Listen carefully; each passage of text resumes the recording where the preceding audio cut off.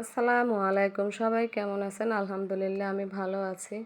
তো আজকে আবার এই যে একটা নতুন ভিডিও নিয়ে আপনাদের সামনে হাজির হয়েছি।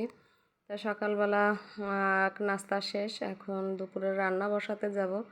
তো ওদিকে আমি ভাত আর ডাল বসিয়ে দিয়ে এসেছি, আর এদিকে একটু মেশিনে আমার কিছু টুকিটাকি কাজ ছিল, সেগুলো সারতেছিলাম। তো ওভাবে আমার টেইলারের কাছে সব কাজই করানো হয়, শুধু বাসার টুকিটাকি সামান্য কাজ এগুলো আমি নিজেই করি। দেখা যায় যে কাজগুলো টেইলাররা করতে চায় না, সেগুলো এই বাসায় করা হয়। তো আমি ভাতটা হয়ে গেছে, ভাতটা নামিয়ে নিয়েছি। এখন ডালটা আমি সিদ্ধ করে পানি দিয়ে দিলাম, সাইড করে রেখেছি। তো ডালটাও আমার হয়ে গেছে, ফোড়ন দিয়ে নিয়েছি। আর এদিকে আজকে ইলিশ মাছ ভাজবো। তাই ইলিশ মাছটা আমি কেটে বেছে নিয়েছি। এখন এই যে হলুদ আর লবণ দিয়ে ইলিশ মাছটা একটু হালকা আছে ভেজে নেব। তা ইলিশ মাছ ভেজেও রান্না করা যায়, আর হাতে মাখিয়েও রান্না করা যায়, যে যেভাবে রান্না করে। তা আমি আজকে এভাবে রান্না করব, এটা আপনাদেরকে একটু দেখিয়ে দিচ্ছি।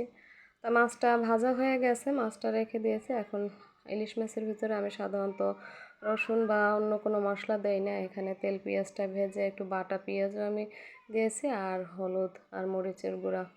তাই যে ইলিশ মাছটা আমার হয়ে গেছে, পাশে বসিয়ে নিলাম। আর আজকে চাল কুমড়া রান্না করব ছোট চিংড়ি দিয়ে। দেখলাম আপুদের কমেন্টস পড়ে বেশ ভালোই লাগলো। আপুরা আমাকে অনেকে কমেন্টস করছেন যে অনেক সুন্দর রান্নায়।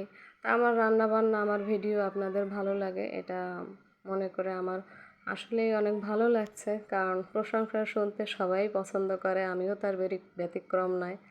তাই এই যে আমার আজকের রান্না বান্না শেষ, আপনাদের সাথে অনেক কথা হলো।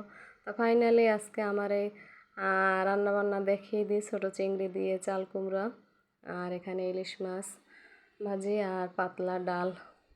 তা আমার রান্নাবান্না যাদের ভালো লাগে, আমার লাইফস্টাইল, আমার জীবনযাত্রা যেমনই তেমনই আপনাদের সাথে আমি শেয়ার করি।